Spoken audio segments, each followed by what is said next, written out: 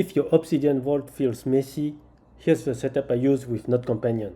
It's based on the para method. Projects, areas, resources, and archives. Projects have outcomes, areas are ongoing responsibilities, resources are reference material, archives are inactive nodes. I keep 4 main folders in my vault: projects, areas, resources, and archives. Now here's the useful part. Instead of manually sorting nodes, I drop everything into my Node Companion inbox.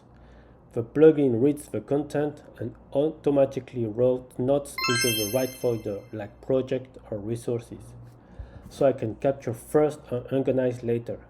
No constantly dragging files around. If you want a cleaner vault without overthinking folders, this is a great setup. One inbox, one parastructure, and automation handling the filing. Capture first, organize later. Try Node Companion, link in the description.